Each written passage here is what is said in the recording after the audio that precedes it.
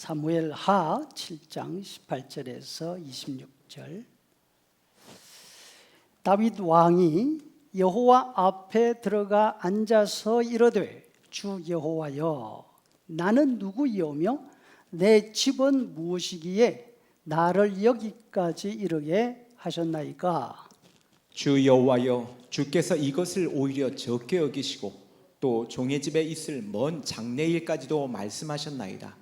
주 여호와여 이것이 사람의 법이니이다. 주 여호와는 주의 종을 아시오니 다윗이 다시 주께 무슨 말씀을 하오리까. 주의 말씀으로 말미암아 주의 뜻대로 이 모든 큰 일을 행하사 주의 종에게 알게 하셨나이다. 그런즉 주 여호와여 이러므로 주는 위대하시니 이는 우리 귀로 들은 대로는 주와 같은 이가 없고 주 외에는 신이 없음이니이다. 땅의 어느 한 나라가 주의 백성 이스라엘과 같으리이까. 하나님이 가서 구속하사 자기 백성으로 삼아 주의 명성을 내시며 그들을 위하여 큰 일을 주의 땅을 위하여 두려운 일을 애국과 많은 나라들과 그의 신들에게서 구속하신 백성 앞에서 행하셨사오며 주께서 주의 백성 이스라엘을 세우사 영원히 주의 백성으로 삼으셨사오니 여호와여 주께서 그들의 하나님이 되셨나이다.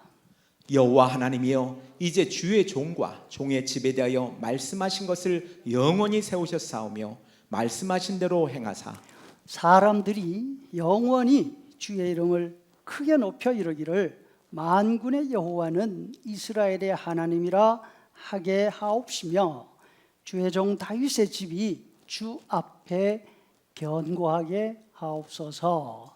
아멘. 한 해를 지내고 마무리하는 감사와 성탄의 계절이 돌아왔습니다. 감염병 위기, 기후변화, 경제적인 부침, 우리가 겪는 여러 가지 급격한 변화에도 불구하고 계절은 어김없이 제 궤도를 따라 움직여 오고 있습니다. 때로는 우리가 감당하기 힘든 변화에 놀라고 당황해 하기도 합니다. 하지만 변함없는 계절의 주기, 이것은 하나님의 약속입니다. 아멘. 노아 홍수 이후 하나님께서 노아와 그의 가족 그리고 지구상에 살아있는 모든 생물에게 이렇게 약속해 주셨습니다. 이 약속은 오늘날까지 저와 여러분에게도 그대로 적용이 되고 있습니다.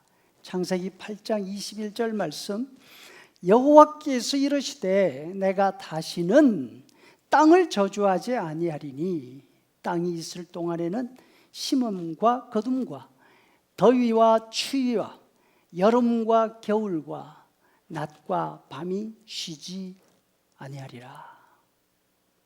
계절의 변화는 여러분 저절로 일어나는 것이 아닙니다. 하나님의 약속의 결과입니다. 이 변화가 멈추지 않도록 하기 위해서 하나님께서 지금도 일하고 계십니다. 아멘. 어떤 기후의 변화에도 불구하고 어떤 재난에도 불구하고 우리의 손으로 심고 우리의 손으로 거두게 하시는 이 일이 그치지 않을 줄로 믿습니다. 하나님이 하신 약속을 따라서 또 변함없이 일하시는 하나님의 수고에 의해서 우리가 올 한 해도 살아왔습니다.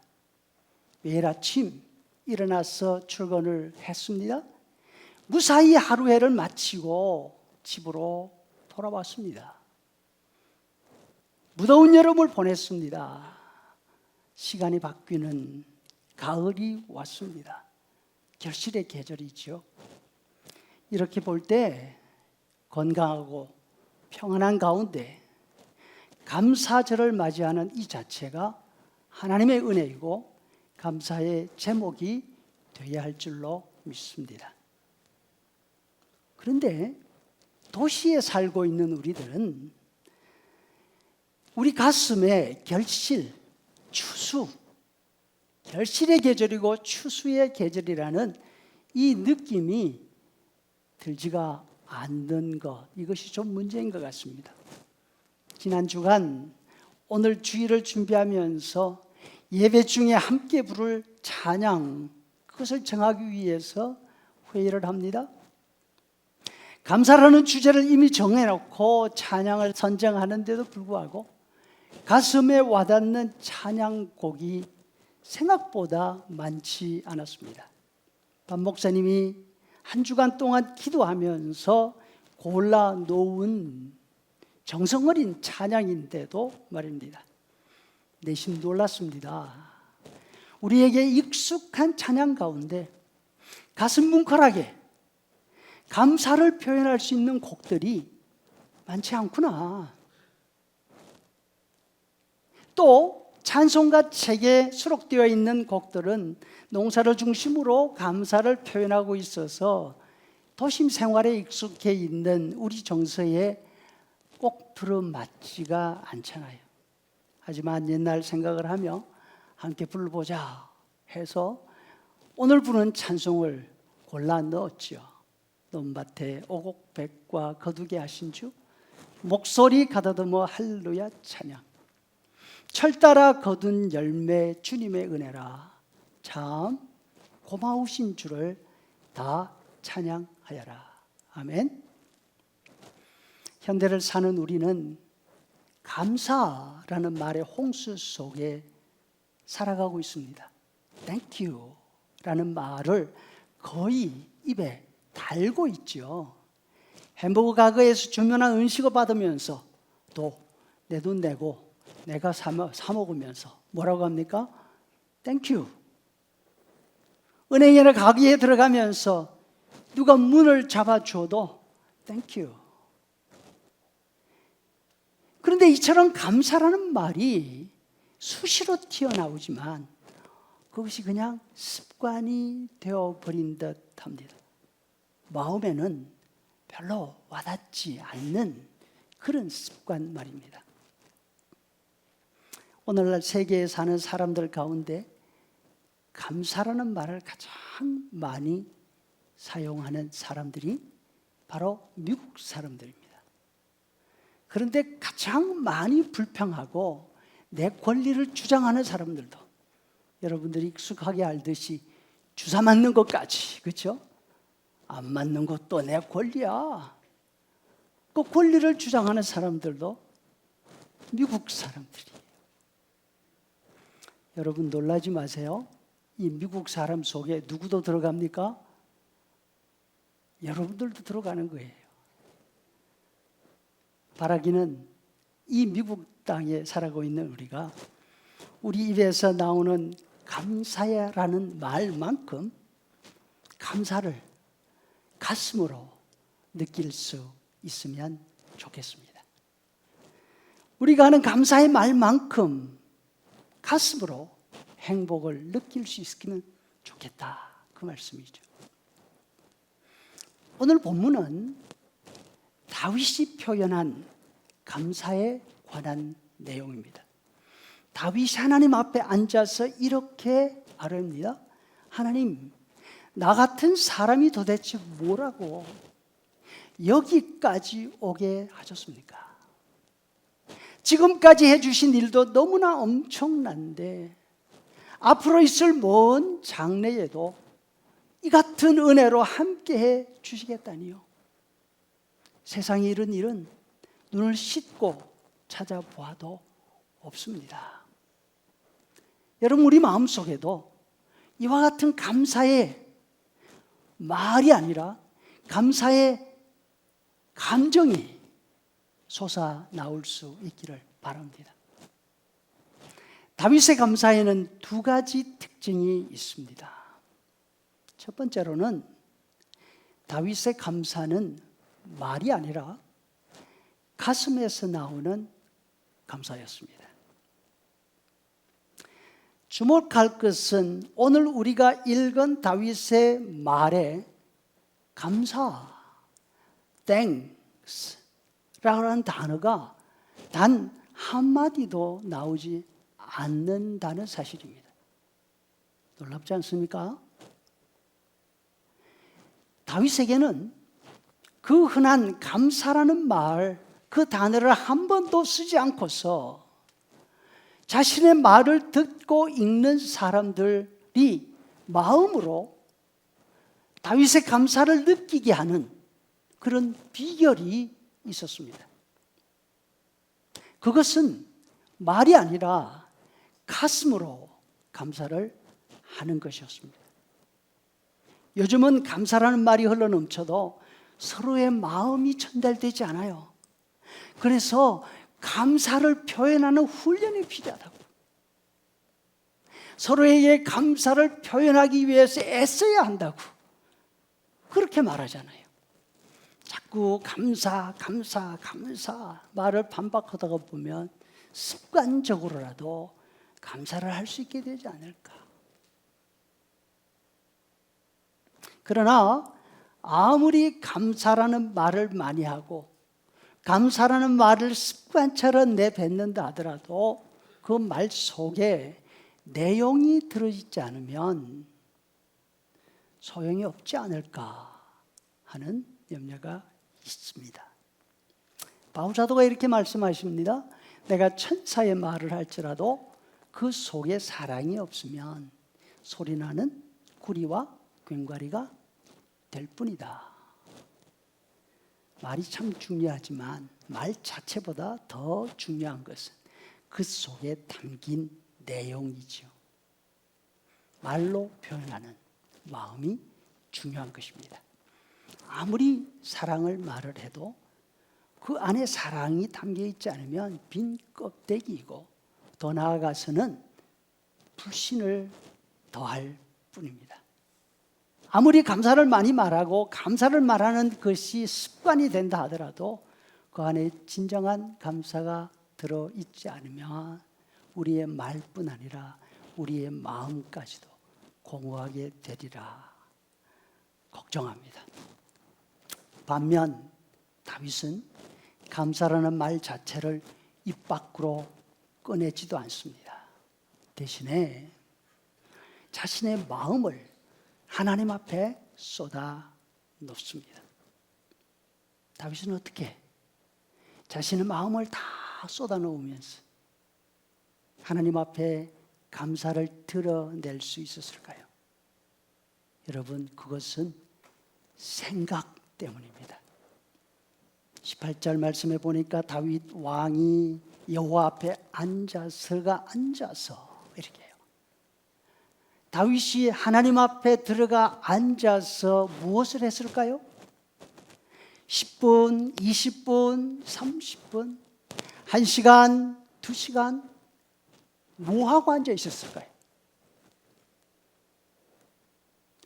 여러분, 우리가 하나님 앞에 이렇게 긴 시간 동안 앉아 있은 경험이 있습니까? 다윗은 하나님 앞에 서 있는 것이 아니라 하나님 앞에 앉아서 자신이 지금까지 지내온 시간들을 되돌아보았지 않을까 생각합니다.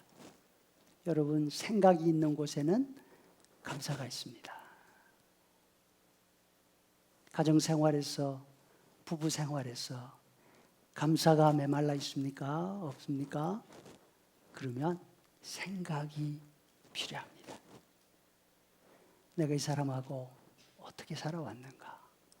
어떤 어려움들을 같이 해왔는가? 생각이 여기에 이르게 되면 말이 아니라 마음속으로부터 나오는 감사가 분명히 있을 줄로 믿습니다. 다윗은 어린 시절 들판에서 양을 돌보고 있었습니다. 사무엘 선지자가 집에 왔습니다. 근엄하시던 아버지가 벌벌 떨 정도로 이 사건은 집에 엄청난 일이었습니다. 온 성의 높은 사람들이 다 집에 모였습니다. 7 형들도 새로운 옷으로 다 가려입고 잔치상에 둘러 앉아 있습니다. 반면 자신은 그 자리에 함께하지 못합니다. 종들과 함께 들판에 있습니다. 급히 자신을 부르는 소리를 듣고 집으로 달려갑니다. 놀랍게도 그 어른들 앞에서 쟁쟁한 형들을 젖히고 자기의 머리에 기름을 부어 주셨습니다. 어떻게 이런 일이 나한테 일어나지? 골리앗을 죽였습니다. 온 나라의 영웅이 되었고 왕궁으로 들어갔습니다. 그러나 왕의 시기를 받아서 죽을 뻔한 고비를 넘기고 짐승들이 사는 광야에서 짐승처럼 도피 생활을 할 수밖에 없었습니다. 장차 왕이 되는 일은 고사하고 하루하루 생존이 문제였습니다. 왕이 3,000명이나 되는 군사를 이끌고 자기 뒤를 계속해서 쫓아다니고 있기 때문입니다. 여러분, 무려 10년 혹은 13년 동안 이와 같은 삶을 살았습니다. 수없는 배신으로 몸도 마음도 지칠 대로 지쳤습니다. 그런 모든 시간을 보냈지만 죽지 않고 망하지도 않고 다윗은 왕이 되었습니다. 도대체 어떻게 이런 일이 있을 수 있었을까? 왕으로서 수많은 전쟁을 치루었습니다. 가는 곳마다 이겼습니다. 이제는 모든 것이 다 정리되고 평안 가운데 있습니다. 어떻게 이런 일이 있을 수 있을까?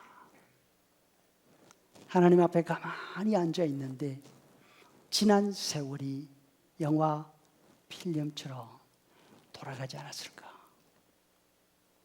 주 여호와여, 아무것도 아닌 나를 어떻게 여기까지 이르게 하셨나이까? 길지 않은 이 짧은 한마디 속에 다윗은 자신의 파란만장했던 30년을 담고 있습니다. 그 30년 자신이 잘해서 지내왔고 잘해서 승리한 그런 시간들이 아니었습니다. 하나님이 다윗 자신을 딱 붙들고 절대로 놓지 않으시고 이 자리에까지 갖다 놓으셨다. 그것이 다윗의 결론입니다. 그러면서 여호와여, 이런 일은 세상에 없는 일입니다. 내가 아무리 들어봐도 눈을 씻고 찾아봐도 이런 일은 없습니다. 성도 여러분, 이번 감사절에는 우리도 다윗처럼 하나님 앞에 앉아서 지난 날들, 짧게는 지난 길고 힘들었던 2년간의 시간, 길게는 이 땅 미국으로 이민한 이후로 파란만장했던 삶들을 돌아볼 수 있기를 바랍니다. 그리고 다윗처럼 주 여호와여, 나는 누구이오며 내 집은 무엇이기에 나를 여기까지 이르게 하셨나이까? 하나님을 향해서 고백할 수 있기를 바랍니다. 지난 2년 코로나 사태를 돌아보면서도 내가 뭔데 나를 이렇게 안전하게 보호해 주셨느냐고 하나님 앞에 말할 수 있기를 바랍니다. 우리의 생명, 우리의 건강, 우리의 가정, 우리의 삶 모두가 하나님의 은혜 가운데, 하나님이 붙들어 주시는 가운데 여기까지 왔습니다. 말이 아니라 우리의 마음, 우리의 가슴 속에 담긴 감격을 하나님께 드릴 수 있으면 참 좋겠습니다. 아멘. 둘째, 다윗의 감사는 감사가 불가능한 상황에서 나온 감사입니다. 다시 말해서 하나님이 다윗을 거절했음에도 불구하고 다윗은 하나님 앞에 앉아서 마음의 감사를 드리고 있다는 것입니다. 왕이 된 다윗의 마음에는 간절한 소원이 하나 있었습니다. 그것은 하나님을 위해서 성전을 건축하는 일이었습니다. 다윗은 이미 이 일을 위해서 준비를 하고 있었습니다. 예루살렘 성을 건축한 다음 가장 다윗이 먼저 한 일이 뭔가 하면 하나님의 법궤를 찾는 일이었어요. 법궤는 엘리 제사장 이후 어디로 가 있는지 아무도 몰라요. 블레셋 전쟁에서 하나님의 법궤를 빼앗겼습니다. 그 이후로 법궤는 성막으로 돌아오지 못했습니다. 실로에 있는 성막에는 법궤 없는 텅 빈 그런 성막이었습니다. 사무엘 시대를 지내고 사울 시대를 지내고 계산을 해보니까 약 100년 세월 동안 법궤가 어디로 가 있는지 모르는데 잃어버린 법궤를 찾는 사람 아무도 없었습니다. 성전을 건축하고 싶은 다윗 마음속에 잃어버린 법궤로 인한 아픔이 있었습니다. 그래서 하나님께 이렇게 서원하며 기도합니다. 시편 132편 3절에 하나님이여, 내가 여호와의 성소 처소를 발견하기까지 내 장막집에 들어가지 않겠습니다. 내 침상에 오르지 않겠습니다. 내 눈으로 잠들게 하지 않겠습니다. 내 눈꺼풀로 졸게 하지 않겠습니다. 다행스럽게 먹지도 않고 마시지도 않겠습니다. 이 말을 안 했어요.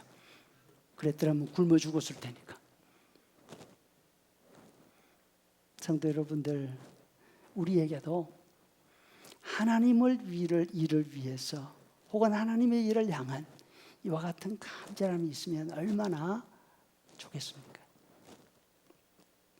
그런데 백방으로 수소문한 가운데 하나님의 법궤가 유다 지파와 베냐민 지파 경계에 있는 숲이 울창한 산골 아비나답의 집에 있다는 사실을 확인했습니다. 얼마나 기뻤을까요? 다윗성에 새로운 천막을 칩니다. 법궤를 메고 와서 그곳에 안치하였습니다. 지금 다윗이 앉아 있는 곳이 바로 그 새롭게 준비한 천막 안 하나님의 법궤 앞인 것입니다. 하나님의 성전을 짓고 싶은 다윗의 마음이 얼마나 더 간절했겠습니까? 그리고 하나님께 이렇게 말을 합니다. 하나님이 이제 당신의 법궤를 내가 찾았습니다. 이 법궤를 모셔두고 하나님께 제사할 성전을 내가 짓겠습니다. 그리고 왕이 된 이후 자신이 모은 모든 은과 금, 모든 보물을 그 성전 짓는 데 쓰기 위해서 잘 모아뒀습니다. 그런데 하나님의 선지자 나단이 와서 말합니다. 잘했다. 내가 네 마음을 알고 네 마음을 기뻐한다. 이렇게 말씀하셨습니까? 아니지요. 역대상 22장 8절에 보니까 여호와의 말씀이 내게 임하여 이르시되, 다윗의 말이에요. 다윗이 하는 말이에요. 여호와의 말씀이 내게 임하여 이르시되 너는 피를 심히 많이 흘렸고 크게 전쟁을 하였느니라. 네가 내 앞에서 땅에 피를 많이 흘렸은즉 내 이름을 위하여 성전을 건축하지 못하리라. 예상과 전혀 다르게 하나님이 NO 하셨어요. 너는 안 돼. 다윗의 마음이 어땠을까요? 성전을 짓겠다고? 너는 안 돼. 그렇게 피를 많이 흘려놓고 어떻게 그런 생각을 하니? 이렇게 들렸을 수도 있어요. 그렇죠? 만약 우리가 다윗의 입장이라고 한다면 어떤 생각이 들었을까요? 난 성전 지으면 안 된다고요? 아니, 전쟁을 많이 치르고 이 땅에 피를 너무 많이 흘렸다고요? 아니, 하나님, 내가 전쟁하고 싶어서 했습니까? 피 흘리고 싶어서 흘렸습니까? 다 하나님 위해서, 또 하나님 명령 때문에 한 일 아닙니까? 이제 왔어. 피 흘린 책임을 나한테 물으세요? 섭섭합니다. 이렇게 할 수 있잖아요. 여러분, 거절의 상처, 거절당한 상처, 이것은 생각보다 큽니다. 실감이 나지 않습니까? 그러면 한번 실험을 해보시면 금세 알게 될 겁니다. 돌같이 난 어린 아이라도 말이에요. 무엇을 하려고 할 때 정색을 한번 이야기해 보세요. No. 하지 마. 안 돼. 그 아이의 반응이 어떨까요? 얼굴 색깔이 싹 바뀌어요. 금세 울음이 터질 직전에 가게 돼요. 거절은 어른들만 알고 있는 게 아니라 말 못하는 아이들도 거절당하는 게 뭔지 알아요. 상처로 남아요. 현대 심리학에서 대인관계를 해치는 가장 심각한 요인이 뭐냐? 거절감에서 오는 상처라는 거예요. 어릴 때 가장 가까운 사람들에게서 혹은 가정에서 경험한 거절감이 해결되지 않고 내재되어 있으면 평생 다른 사람으로부터 거절받을까 두려워하는 그 두려움이 속에 있다는 거예요. 그래서 주춤주춤 하게 만든다는 거예요. 그래서 어릴 때 겪은 이 거절의 상처를 치유하지 않고 그냥 두면 두고 대인관계의 문제가 된다. 그래서 이것을 해결하는 것이 심리치료다. 그리고 심리치료의 아주 중요한 부분이라고 이야기해요. 거절당하면 어린아이도 분노합니다. 하물며 어른입니까? 하물며 왕이 다윗이겠습니까?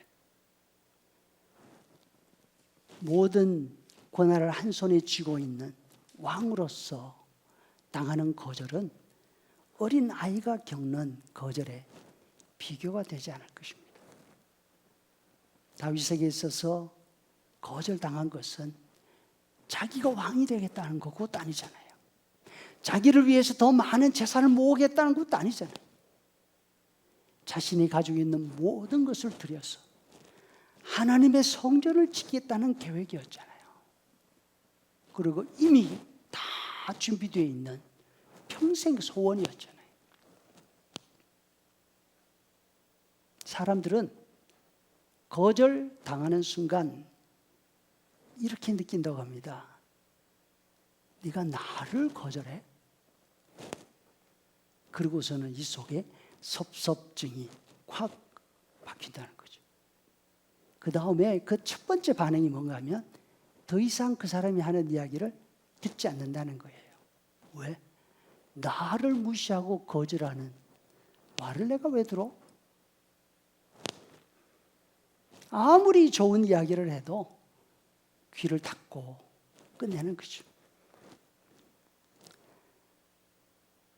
그런데 다윗은 자신의 평생의 소원, 그것을 거절당한 뒤에 귀를 닫지 않았습니다. 하나님이 하신 말씀을 다 들었어요. 거절당한 뒤에 하나님이 하신 말씀의 내용이 뭐였는가 하면 이거 귀를 닫고 안 들었더라면 큰 손해 볼 뻔했어요.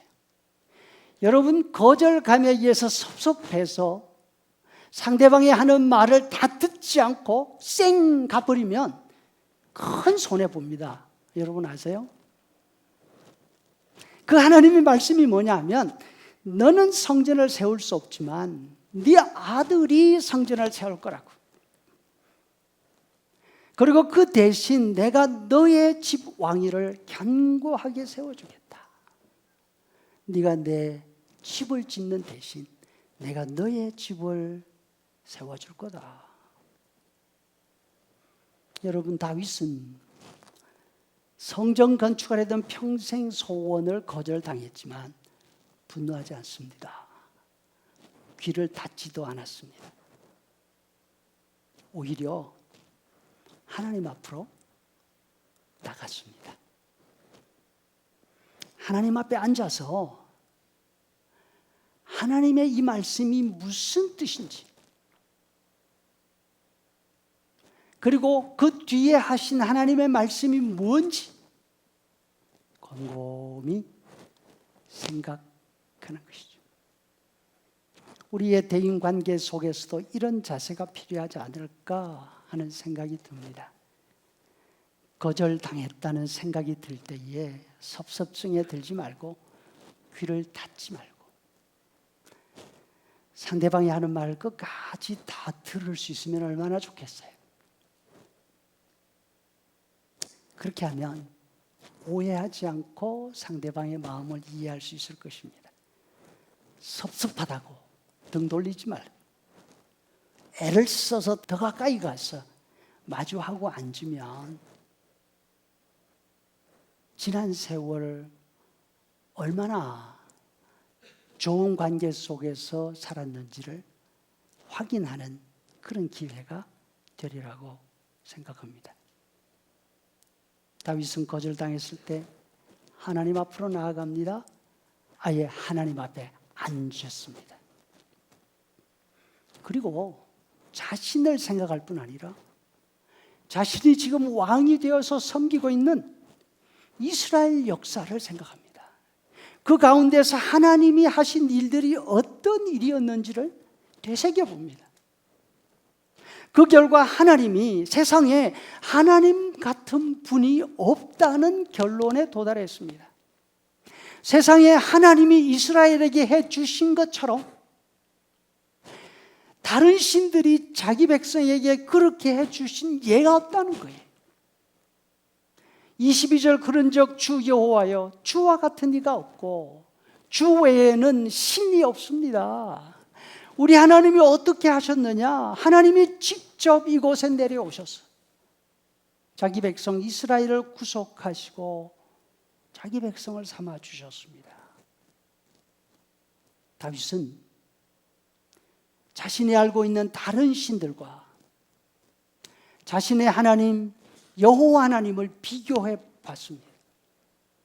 다윗이 알기로 세상에 있는 신들은 사람들이 보따리 제물을 싸서 그 앞에 가서 제사 드리고 바치고 그렇게 하면 그 제물의 크기를 보고서 복을 주기도 하고 내 이놈 하기도 하고, 그렇죠? 반면 다윗이 알고 있는 이스라엘 하나님은 먼저 다가오셨습니다. 하늘에서 땅으로 내려오셨어요. 가축보다 못한 취급을 받던 노예 이스라엘을 찾아오셨습니다.